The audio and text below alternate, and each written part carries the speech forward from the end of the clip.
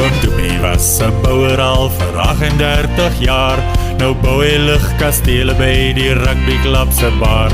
Sy sigaret en selfoon altyd op dieselfde plek. En sy two-tone hemp sit effe knap as hy sy poep trek.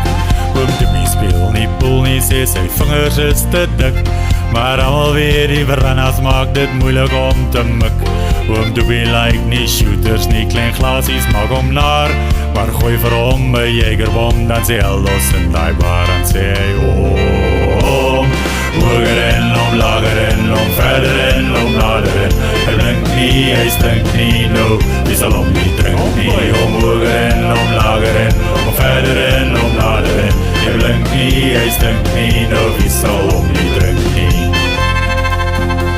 Oom Toepie stuur vir Martie 'n boodskap wat haar leer.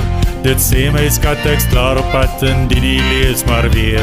Daar's jong Laventellane met skinny jeans en vibes, maar hy dra te klein kakies en hy luister nog na types. 'n Mannetjie kom groet hom, beleefd en goeie Brits. Hy jaboet net en roer sy dop met sy dik vinger mooi klits.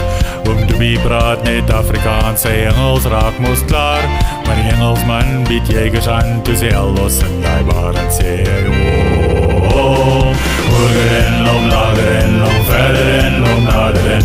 Hy blink nie, hy stink nie, no, wie sal hom nie drink nie. Om hoger en om, lager en om, verder en om, nader en. Hy blink nie, hy stink nie, no, wie sal hom nie drink nie.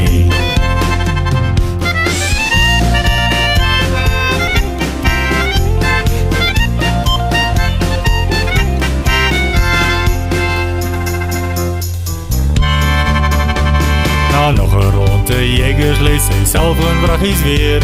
Dan Martie is op pad om gou sy dors te kom bekeer. Hy skuifel ongemaklik op sy baarstoel by die kroeg. Hy weet sy's nou verjaar al vir sy dors bietjie moeg.